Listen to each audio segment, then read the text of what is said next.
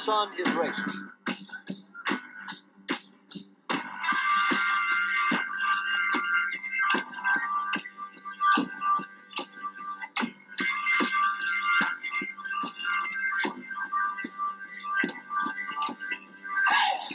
Welcome, race fans, to another episode of the Rubbin' Is Racing Daily Fantasy NASCAR Show.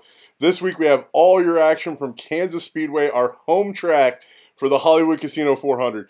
It is absolutely wonderful to have Jamie Liehr back with me this week. Welcome back after your week hiatus in Iowa, bro. How you doing? I'm good, brother. How about yourself? It feels like it's been forever since we had that snafu a couple weeks ago. So it's been 3 weeks since I've been on. So hope everybody out there is doing great and looking forward to a fantastic weekend of racing here at our home track. Yeah, it's an exciting week here in Kansas City. We've got Sunday Night Football with the Chiefs taking on the Bengals. We're going to win that one, and we've got a great race to watch Sunday afternoon. Before that game, the stages for this week's race will be at lap 80, lap 160. Then they'll race the final 107 laps all the way to the finish. And we will know the final 8, where it looks like Stuart Haas is going to occupy 4 of those final 8 spots. Interesting fact here about Kansas is in the last 3 races here, the winner has gone 1-1 in 2 of those 3 times, the other starting from the 3rd position. We've had 1-1 winners in the last 2 consecutive races at Kansas, but I think it's time to roll back to that 3 spot again for this weekend. Really, the 3 spot? I'm going to bank on the 2 spot, but we'll talk about that just a little bit. Weather should be cool and windy with temps in the 50s when we go racing Sunday, October 21st at 1 p.m. Central Time. That's right. I gave you Central Time since we're in our time zone at our home track. All right, guys, we're going to invert the show a little bit for a special reason and a special occasion. And unfortunately, that special occasion caused us to put our Going to the Garage segment first. I feel the need to do this because DraftKings just plumb forgot all about NASCAR this week. Not only do we have yet another week of pitiful, horrific contest offerings, but DraftKings today let the Xfinity Series race without ever even updating driver starting positions. Then, when the race actually started, lineups weren't locked at the very beginning, and then there wasn't any scoring for several laps of the race. Wonderful, wonderful DraftKings, way to go. Oh, and up until a few hours ago, they hadn't posted those updates of starting positions for the NASCAR race, the main race. It took multiple members of the NASCAR community to get DraftKings to correct this today. To be honest, I'm just plumb tired of DraftKings disrespecting and neglecting the fantasy NASCAR community that continues to give them thousands of dollars in revenue a week, like tens of thousands of dollars in revenue a week. Like, we deserve more respect than that. Liehr, I know you actually have a Going to the Garage pick, but I had to get this DraftKings sent to the garage off my chest. This is just ridiculous. So go ahead and give your opinion on this and give us your Going to the Garage pick. Yeah, brother, I was actually a participant in some of the contests today, and it was definitely irritating and pissed me off because, when I was in the midst of doing my lineups, looking at my app, and it makes it obviously a lot easier on your phone to look and see, okay, who's starting where and all that. I actually had to use my phone and my computer at the same time to go onto NASCAR.com to see who qualified where on their website and then figure out who I was going to use as my drivers. But yeah, it's just disappointing, dude. I mean, I'm sick and tired of giving them money and then basically being disrespected and acting like this, our sport that we love and we care for, is just not even on the radar.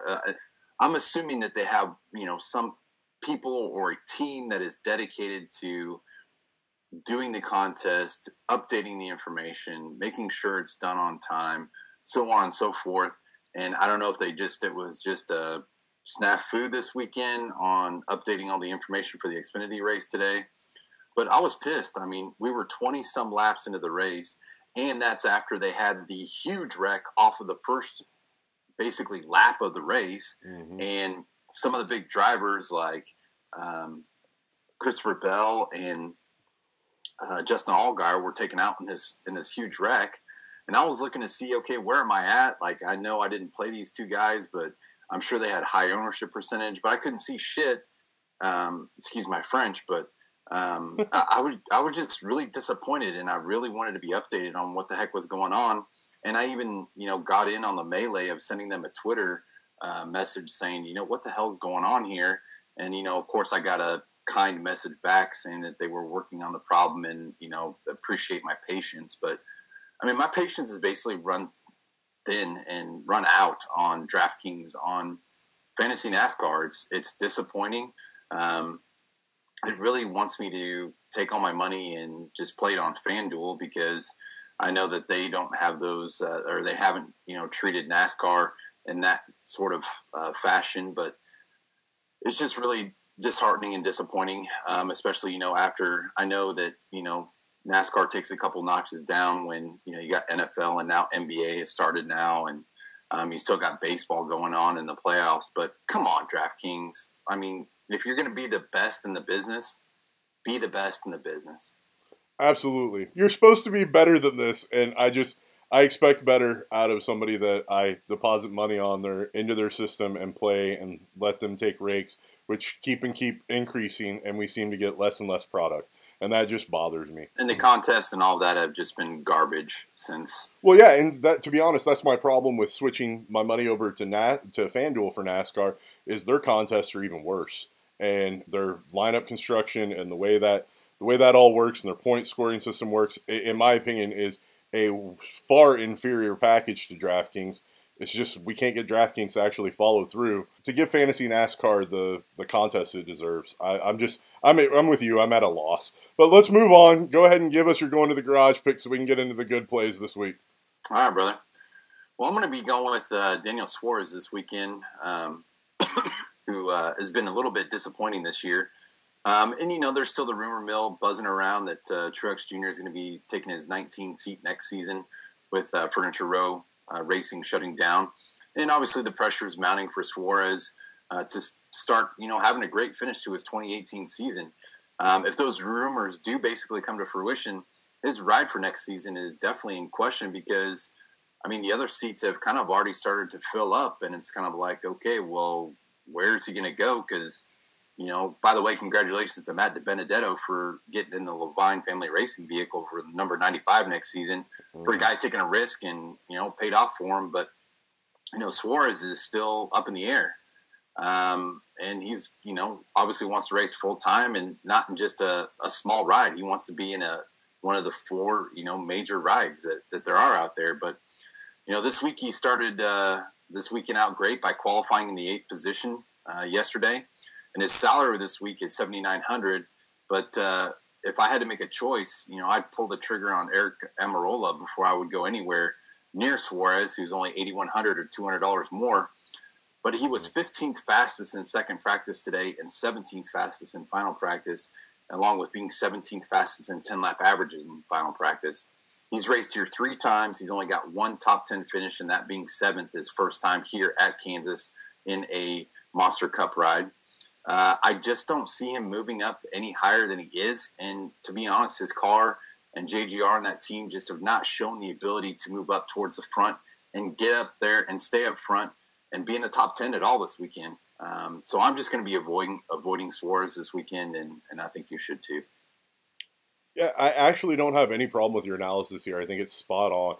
Like I like when people's backs are against the wall, but that car's not showing the speed that it needs to be able to perform like he needs to. I think you're right. I think it's just a stone cold easy fade.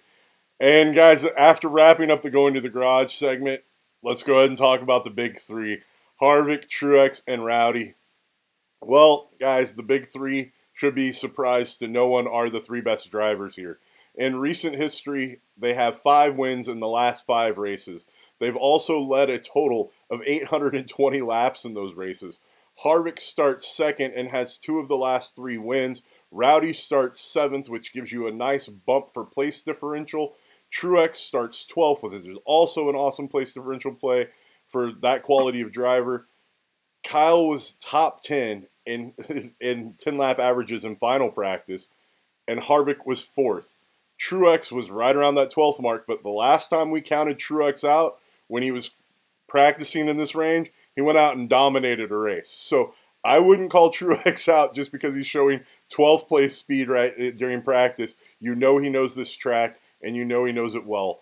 And in practice 2, the practice before final practice, it was Rowdy 1 and Harvick 2 in 10-lap averages. So for me, it looks like the big 3 is where you want to spend at least part of your money this week. Liehr, your thoughts on the big 3?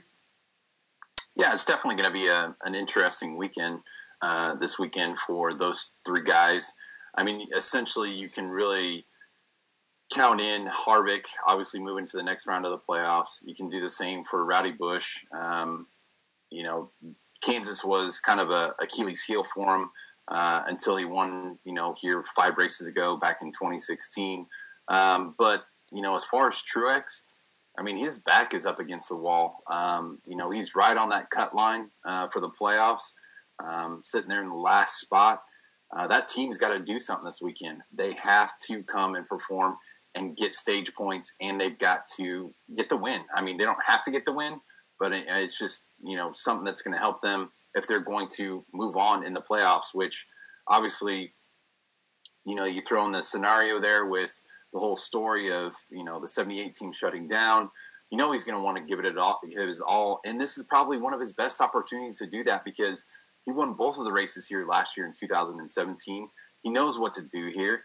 Him and Cole Pern, you know, they obviously have a great game plan to what's going to happen. The only thing is that car just isn't showing the speed this weekend. But, you know, I wouldn't put it past Truex to come out, you know, tomorrow and move up from the 12th position. And, you know, by the time maybe it won't happen during the first stage, but you know, they get a couple good pit stops in there, and, you know, they're going to be right up there towards the front. So, yeah, definitely don't count out Truex this weekend. But, you know, those 3, they all have dominating performances here at Kansas Speedway, and I like all 3 of them. I don't know. Harvick, for me, is just one of those guys. He's in, you know, starting from the 2nd spot, and he's been practicing up there, you know, in the top 4 all weekend. So, I don't know. It's just Stewart-Haas Racing has just been so dominant, and what they did last weekend at Talladega is just absolutely unheard of the 4 starting up front and staying up front the whole freaking race. Not just staying up front, but they pulled away. Like, yes. They pulled away. That's crazy. So I just right now they are the cream of the crop when it comes to the cars out there, and everybody else is chasing them down. And until something changes, I mean, you got to go with that Stewart-Haas Racing stable and kind of take it from there. So the only problem with is those 3 guys. I mean, obviously you can't stick them all in there. I mean, it's just their salaries are just so high. But you got to pick and choose this weekend, and you know, 267 laps. You know, it's going to be one of those where you're going to need a combination of dominators and place differential guys. So you're going to have to pick your battles there. So I don't know what's going to happen. I mean, who knows if we get the same scenario tomorrow as we did today with the first lap where, you know, the tires just don't have the heat in them yet. And, you know, those guys go around on the first turn there and somebody gets into somebody else because this track has lost grip time, you know, year over year. And so it makes it for the track to widen out. So these guys are going to, you know, be racing up against the wall, down low. There's so many different lines that they could take this weekend. So it's absolutely going to be a fun race. Yeah, speaking of fun races, we're back in a position where there's a free square. And, is he a free square, I guess is the better question. And that is Kyle Larson. He's starting from the rear because he wrecked his primary car, but will be scored from the 27th position. The loss of the extra 13 position shouldn't be a factor, in my opinion. He's going to have astronomically high ownership, but should be a place differential free square, in my opinion. The only side factor here is he doesn't have the best track history here. He only has 1 top 5. I mean, we know he needs a win here to get into the next round of the playoffs, or he needs a ton of help points-wise with a top 5 finish to get in. Is there any way that you're fading Larson this week? I don't know, man. You know, these guys in these backup cars, you know, obviously there's a reason why they're a backup car, not the primary car. But, you know, they are set up to basically replicate or duplicate, you know, their primary car. So It just with Larson, I don't know. It's the guy obviously likes to run close to the wall. I think a lot of the main line is going to be up towards that wall this weekend. Well, it definitely was for the Xfinity Series. The better speed was definitely on the high line, and it came in early in runs and early in the race. So I mean, I don't necessarily see him winning the race, but it's hard to deny the fact that the guy has that starting position from 27th. I mean, everybody knows that Kyle Larson is, definitely a top 10 driver. It just depends on if that equipment is going to be up to the standard of Kyle Larson, and if they can kind of change it up and get it to go where they want it to go during the duration of the race, depending on what happens. And that's the crazy part about here at Kansas is this is really one of the only 1.5 mile tracks where we've seen, quite a bit of carnage, almost like a replication of, the restrictor plate tracks where, we've had huge wrecks over, a handful of years here. And I don't know if that will take place tomorrow or not, but I think with Larson, the only issue with that guy is his salary. And the problem is he's the third highest on the board at $11,500. So if you're going to start your teams at Kyle Larson, you're definitely going to have to fade either Harvick, Busch, Truex, 2 out of the 4. So, pick your poison. But, I'm assuming that and that's the way I'm probably going to approach it is, Kyle Larson and then kind of go from there. Yeah, like I said, instinctually, there's a part of me that wants to just fade him because he's not that good here, and I really want to own the Power 3 this week. But, man, like you said, odds are he's going to finish top 10 unless something crazy happens, and that's 17-plus place differential points plus the top 10 finish. That means he's going to be on the winning lineup if that happens. But even, look at last year, when we came to this race in the fall, and he was on the same kind of storyline. He was in a must-sit, win situation. You and I were actually there at the race, and remember we were getting, I think it was a hot dog and some drinks and stuff like that. And we were watching and we saw his car just blew up, and he blew his motor. So, this is just one of those situations to where it's hard for me to roster a guy that.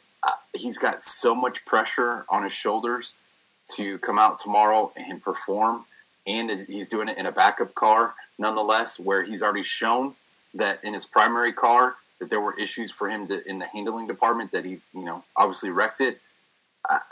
I don't know. There's a lot of indicators pointing to not putting Kyle Larson on your team this weekend. Well, let's be fair, too. A lot of that and a lot of the reason why we see this carnage at this track is the way the track is situated. The wind blows straight in their face and takes air off the car in turn 1, and then the wind blows the car and moves the car in turn 3. And we're talking about plains winds that are crazy fierce usually.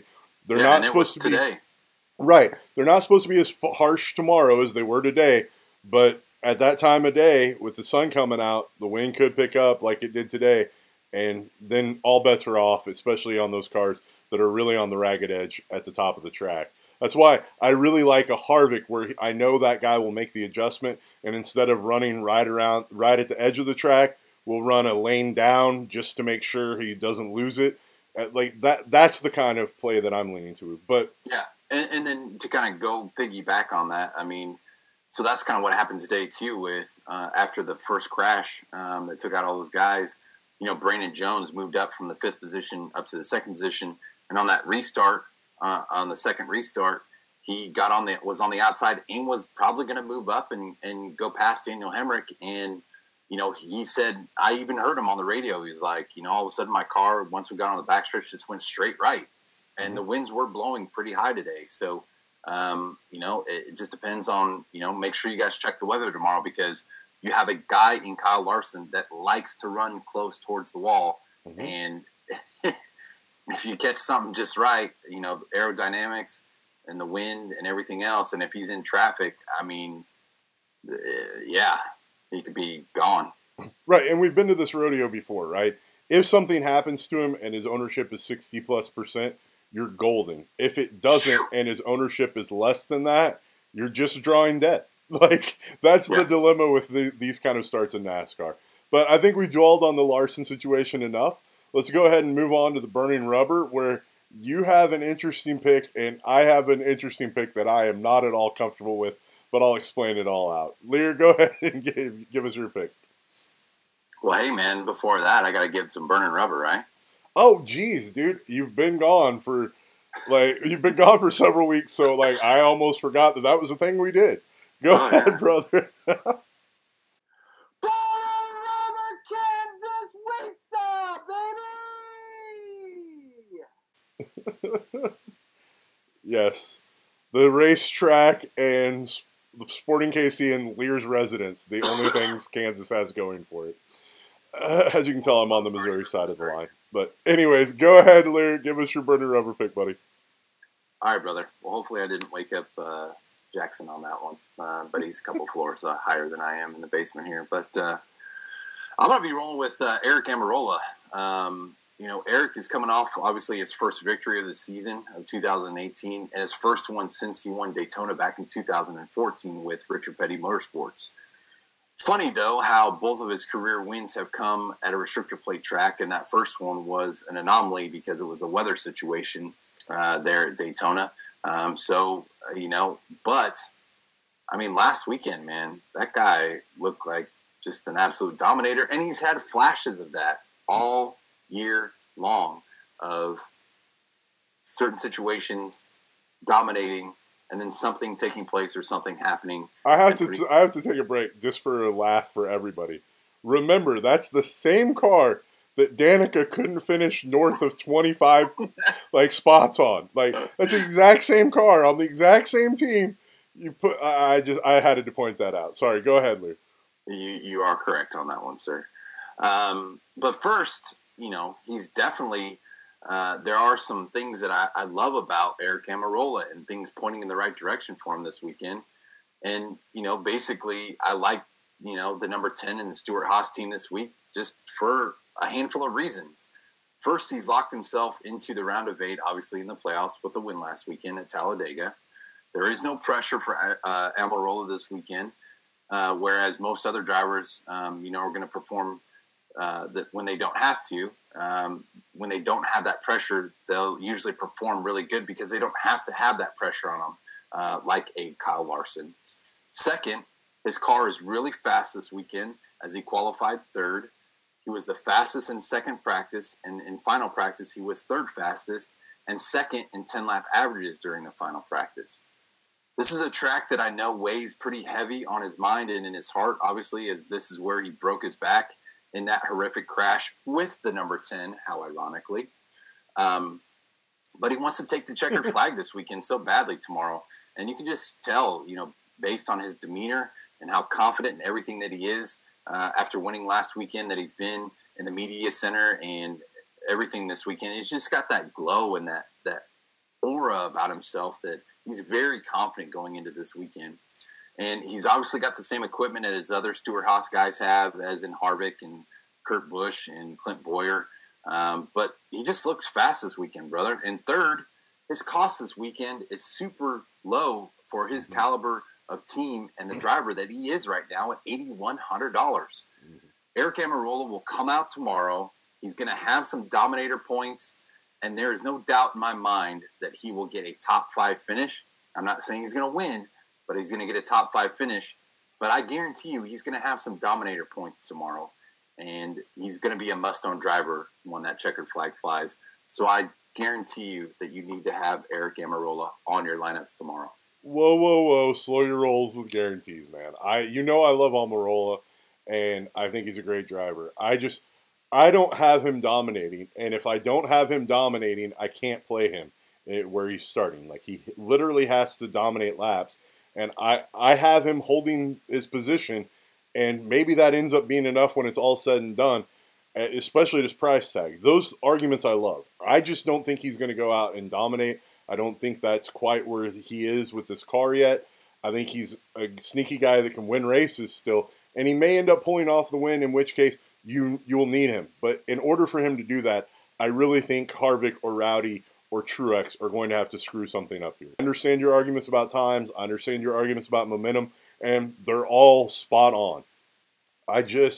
Where he's starting, and the same is exactly true with my pick, and Ryan Blaney at 8,700, starting fourth. He's going to need, in order for him to make it into the playoffs, he needs a win or a ton of point help, right?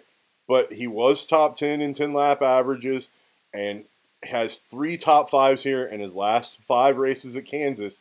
But once again, unless you have him dominating, which I don't, and the reason why I'm recommending him, though, is because if somebody outside of those 3 are going to dominate, I really believe it would be Blaney, and I would rank him even over Almirola. That's just where I think they are as drivers at this point in their career, right? But, man, I honestly am not... It's a big sigh there. Well, I'm not crazy about my burning rubber pick. Like I said, I'm making the burning rubber pick because if I'm not relying on one of the studs, this is where I would go. Does that make sense? Yeah, and I totally agree with you. And I love Ryan Blaney this weekend. In fact, I love Aric Almirola and Ryan Blaney even a little bit more than some of the top 3 that we talked about earlier. And I know that sounds crazy. Sir, you are crazy. Let me finish up here. I like them a lot more than those other guys this weekend. And this is the fact and the reason why is you've got Aric Almirola coming off a win. He's got all the things I just talked about. But Ryan Blaney, he's on the outside looking in right now. Yeah. That guy is coming to a track that is his most dominant track that he's been to throughout his career here at the Monster Cup. Right, and he has a series of 3 top 5s, but doesn't have a win here, doesn't dominate laps here. That's why I can't play these guys, right? He has dominated laps here. When he led 145 laps. But he wasn't actually on the winning lineup because he wrecked out that time, right? So remember the time when he started on the pole back in 2017, the first race, where everybody was like, wow, we didn't want to start Ryan Blaney because he was our going to the garage pick and, went out there but he got 4th, but still in that realm there, he was a must-own play. Okay, fair enough. So once out of the past 5 years, he's been a must-own play. Fair enough. I understand, but this is a track this is his best track by far. His best one. Fair enough, dude. I don't see the domination out of him. Like I said, I could be wrong.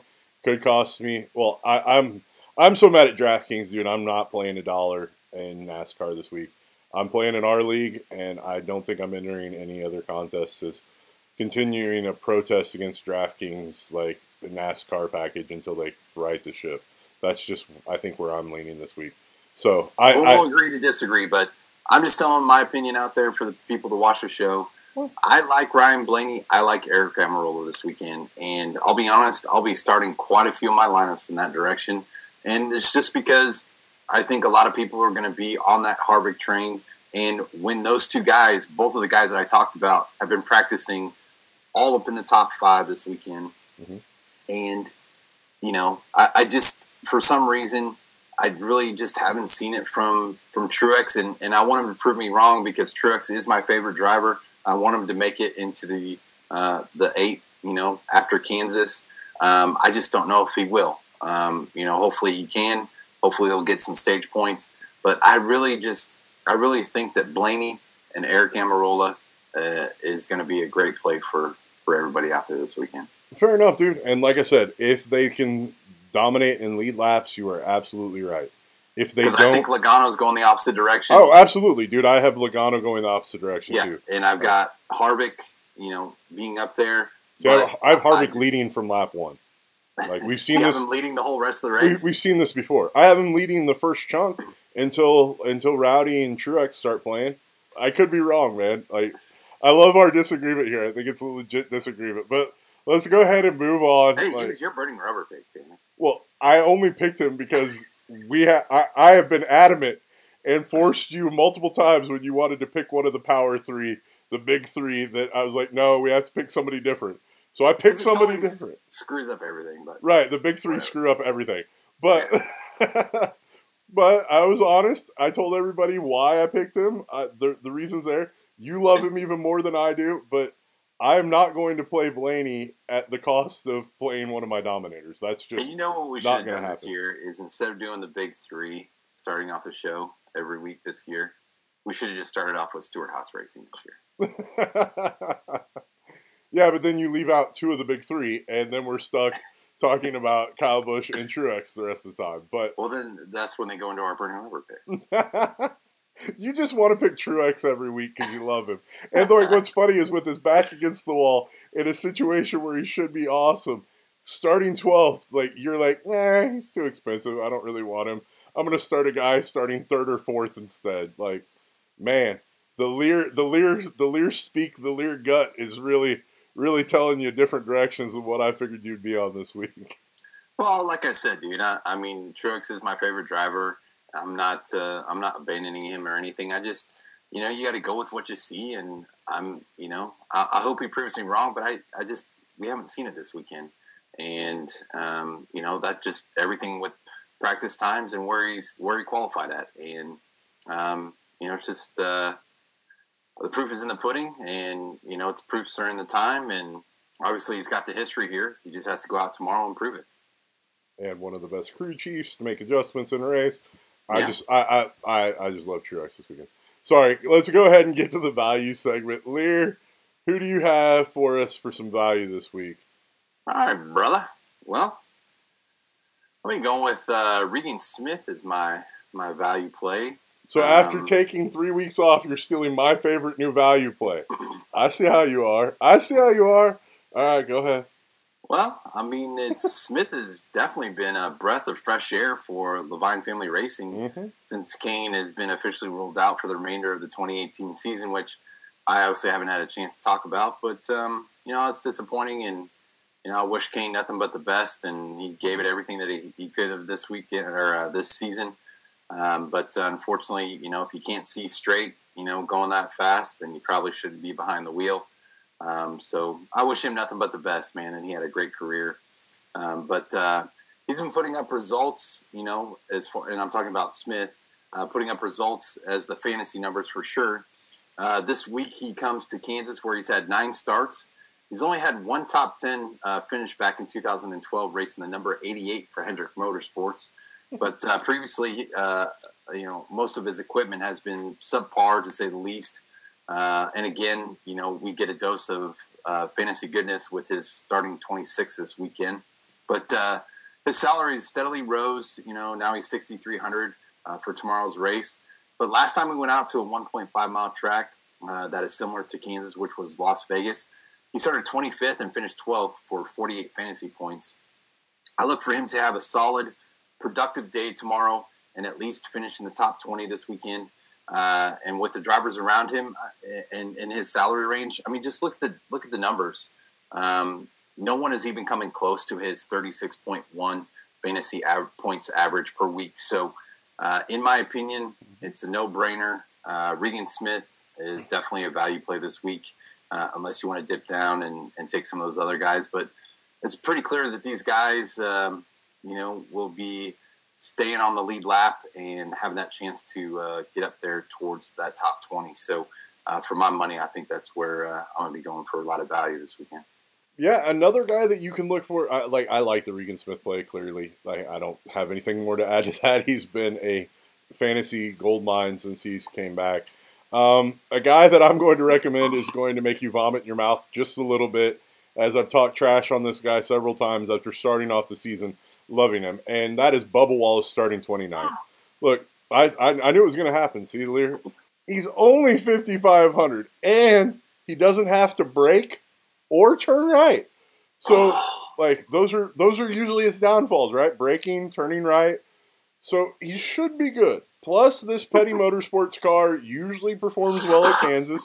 But like I said, if the Bubba is giving you that awful taste in your mouth or making you gag like it was Lear, you can always play David Reagan, starting 28th at 5,700. In my opinion, both cars are going to need some help for them to get the actual point totals you need, but they need a lot less help than a lot of the other cars that are also in this price range and in the starting range. Once again, like there's nobody big that is starting in this range that like we're super excited about. So, like I said, Regan Smith, Liehr's pick, clearly my number one favorite. Then I like Bubba Wallace because people have been burned by that guy so many times. His ownership will probably be low, even starting 29th. And to be honest, it probably should after his performances. But David Reagan also starting 28th with a 5,700. I like that play as well. No, I hear you. I like the David Reagan play as well. If you kind of want to get a little swervish there. He usually performs pretty well at these 1.5 mile tracks. But I just, man, yeah, I can't go there with the Bubba. No, I hear you. And I also like McDowell, Reagan's teammate, but once again, you're banking on place differential spots, and Reagan gets an extra 5 spots over his teammate. So that may be a factor when it's all said and done. You can even play McDowell if you really want to. Well, there, that wraps up the value and wraps up our pick segment. Is there anybody else really that you're looking to play this week that we haven't really discussed? Man, I definitely think, we didn't really talk anything about Keselowski. This is another guy that's on the outside, if you can even imagine that, after all the wins that he won there consecutively this last half of the season. But is another guy that's on the outside looking in. Historically, though, here at Kansas, it's not exactly one of his best tracks. But he does have, a little bit of success here. He does have a win. But 17 races here. He only has 3 top 5, so starting from that 5th position, I think, unfortunately, I don't think he's going to make it to the round of 8. But, one other guy is Chase Elliott, starting from the 13th position. Definitely an interesting play, especially loving that Mountain Dew paint scheme, brother. That thing looks awesome. But Chase Elliott is another guy that he's got a fair bit of success here at Kansas Speedway.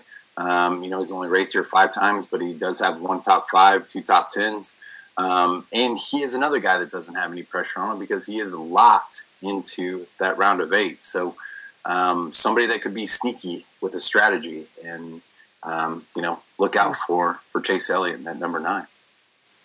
Yeah, I mean, you pretty much took the plays I was looking to go to as my pivots as well. It seems to me that there's a pretty clear-cut race vision that I have for this race this weekend. Hopefully I'm right, but, I could very well be wrong. With that said, Liehr, go ahead and catch us up on the contest in the league and get us out of here. All right, brother. Well, I don't have the results yet for last week's race posted and sent to Poppa, but I promise I will have that by the time the checkered flag flies tomorrow. So I'll be hard at it here tonight getting that done. But congratulations to P. Daddis, our buddy. He had a score of 303.5 points at last week's Talladega 1000bulbs.com race at Talladega. But he had Austin Dillon with a 33.5, went with a double Dillon and Ty Dillon with a 45.5, Kyle Larson with a 60-point performance, Joey Logano, Joey Bag of Donuts with a 56, Paul Menard with a 57, and Sticky Ricky coming and getting that top 5 with that 3rd place finish with a 51.5 for the 303.50. So congratulations to you, brother. No, I'm looking forward to this weekend, man. It's going to be a great Sunday in Kansas City between the NASCAR race and the Chiefs game at night. And then I get the pleasure of waking up extra early on Monday morning to catch a flight with the family. We are going to be hitting up the land of Disney down in Florida. That's the world of Disney, bro. The land. I know, it's Disney World. But I'm definitely looking forward to that. And I know my little guy, my 5-year-old, is definitely looking forward to it too. And, going to be a great week. I'm on vacation. Don't have to work. So this is just a awesome way to kick it off. So hopefully I will kick it off with some money in my pocket. Well, brother, have a fun, safe trip. You guys out there, thanks for tuning in. As always, remember to like, share, and subscribe. And feel free to comment. Even though tomorrow is a crazy, awesome day in Kansas City, we should be able to get some comments and talk and react with you guys on the YouTube page. So feel free to do so. And remember, if I'm not winning money, I really hope it's one of you guys or Liehr. If it's not one of you guys, it could be Liehr too. But yeah, anyway, don't forget about me, bro. you guys have a great weekend. Have a great weekend, everybody.